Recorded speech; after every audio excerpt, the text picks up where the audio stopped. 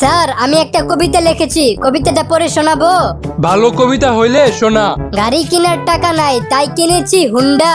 বাবা বাবা। গাড়ি কেনার টাকা নাই তাই কিনেছি হুন্ডা, আপনার মেয়েকে না পেলে হয়ে যাব গুন্ডা। কি রে বল্টু, তুই হাসতাছস কেন? আরে কইস না, কাল রাতে যে আমার ফোন হারিয়ে গেছিল তোর মনে আছে? হ্যাঁ মনে আছে। আমি কি যে বোকা, মোবাইলের লাইট জ্বালায়া সারা রাত খুঁজছি। কি কস? তারপরে কি মোবাইল খুঁজে পাইছিলি? আপনার সমস্যা কি? ডাক্তার আমার স্মৃতিশক্তি অনেক কম, কিছু করেন।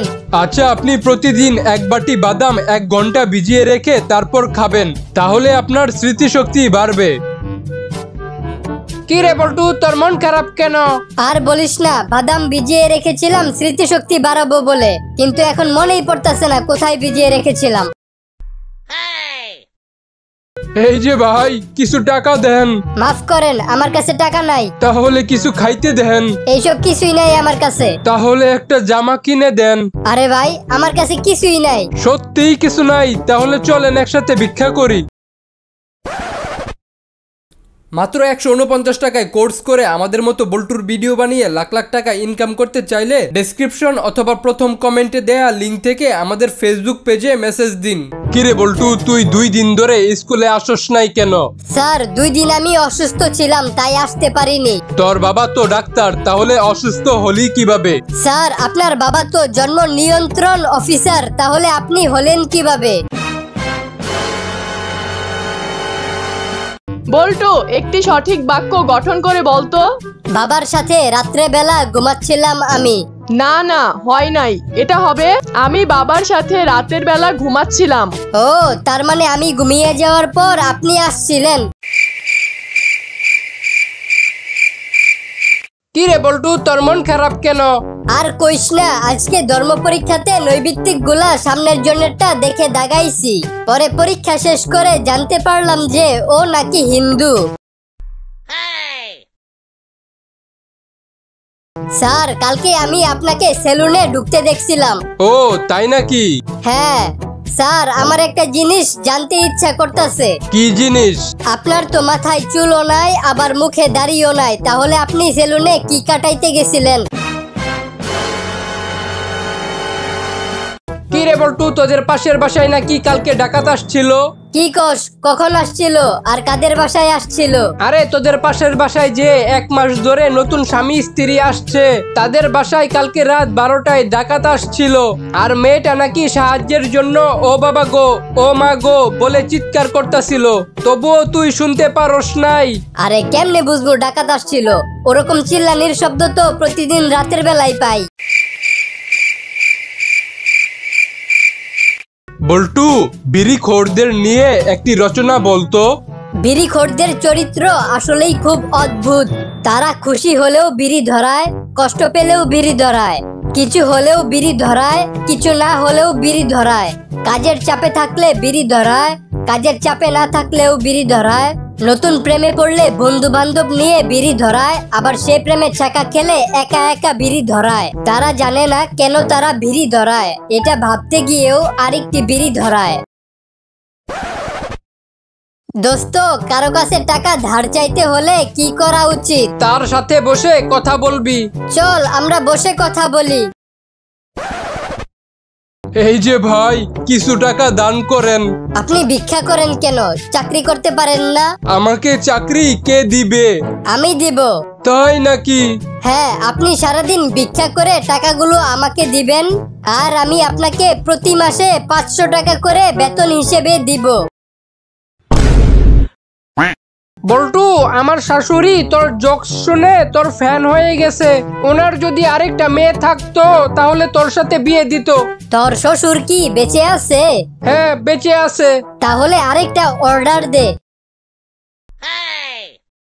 বল্টু, তুমি কি আমার জন্য সবকিছু এনে দিতে পারবা? হ্যাঁ পারবো। তাহলে আকাশের চাঁদটা আমার জন্য এনে দাও। এরপর তো পৃথিবীর চারপাশে তোর বাপে ঘুরবো। মনে কর বল্টু, তুই লটারিতে 5 লাখ টাকা পাইলি, তাহলে তুই কি করবি? আমি খুশিতে হার্ট অ্যাটাক করব। তারপর সে টাকা দিয়ে চিকিৎসা করব। ভাই লিংকটা পাঠান। কিসের লিংক? পাঠান আরে কি কস? ভাই, পাঠান ছবির লিংকটা পাঠান। আরে ছবির নাম বল। পাঠান। আরে পাগল, নাম না কইলে কেমনে পাঠামু? শাহরুখ খান আর দীপিকার নতুন ছবি পাঠান। শাহরুখ খান আর দীপিকার তো অনেকগুলা ছবি আছে, কোনটা পাঠামু? নাম বল। থাক ভাই, মাফ কইরা দেন, আর পাঠাইতে হইব না। আরে চেতসকে নাম কো, পাঠায়া দেই। আরে ভাই, 100 বার কইয়া ফেলছি, পাঠান। আরে হারামজাদা, তোর তো আমি 100 বার কইতাছি, নাম কো। বল্টু 12 ভাতারি মানে কি? যে সকালের ভাত দুপুর 12টায় খায় তাকে 12 ভাতারি বলে। ও, তাহলে তো আমিও 12 ভাতারি। এই যে ভাই, অরিজিনাল মধু আছে, নিয়ে যান। দাম কত? 650 টাকা 1 কেজি। কিছুদিন আগে তো 600 টাকা করে নিয়ে গেছিলাম, এখন 50 টাকা বেশি কেন? ভাই, চিনির দাম বাড়ছে তো, তাই আর কি। দোস্ত, একটা জিনিস খেয়াল করেছিস? কি জিনিস? যারা রেসলিং খেলে তারা সারা জীবন জাইঙ্গা পড়ে থাকে, অথচ দেখ মারামারি করে একটা বেল্টের জন্য। এই বল্টু, আমার জন্য 1 কাপ চা বানিয়ে নিয়ে আয়। এই নেন চা। কিরে, চায়ের মধ্যে তোর আঙ্গুল চুবানো কেন? স্যার, আঙ্গুলে ব্যথা পাইছি তো, তাই ডাক্তার বলছে আঙ্গুলটাকে গরম জায়গায় রাখতে। তাইলে চায়ের মধ্যে আঙ্গুলটা না রেখে তোর পুটকির মধ্যে আঙ্গুলটা রাখতে পারলি না? না মানে, চা বানানোর আগে আঙ্গুলটা ওখানেই ছিল। বাবা জানো, আজকে স্কুলের ম্যাডামকে আমি 1 থেকে 10 পর্যন্ত গুনে শুনাইছি, এই জন্য উনি খুশি হয়ে আমাকে চুমু খেয়েছে। তোর ম্যাডামের বাসা কই রে? কেন, কি হইছে? আমি উনাকে 1 থেকে 100 পর্যন্ত গুনে শোনাবো। মানুষ যে কত গাধা হইতে পারে সেই দিন আমি টের পাইছি। মানে? সেদিন আমি রাস্তার পাশের একটা টয়লেটে প্রস্রাব করতে গেছি, তারপর দেখি টয়লেটের দেয়ালে কোন ছেলে যেন লিখে রাখছে, রূপসী আই লাভ ইউ। তো কি হইছে? আরে ছাগল, রূপসী কি কখনো ছেলেদের টয়লেটে যাবে? আপনার মেডিকেল রিপোর্ট চলে আসছে। আপনার 2টা সমস্যা ধরা পড়ছে। একটা হলো আপনার কান নষ্ট হয়ে গেছে, আরেকটা হলো আপনার স্মৃতিশক্তি নষ্ট হয়ে গেছে। যাক, কানটা তাহলে ঠিক আছে। বল্টু, আমার শাশুড়ি তোর জোকস শুনে তোর ফ্যান হয়ে গেছে। ওনার যদি আরেকটা মেয়ে থাকতো তাহলে তোর সাথে বিয়ে দিত। তোর শ্বশুর কি বেঁচে আছে? হ্যাঁ, বেঁচে আছে। তাহলে আরেকটা অর্ডার দে। বল্টু, তুমি কি আমার জন্য সবকিছু এনে দিতে পারবা? হ্যাঁ, পারবো।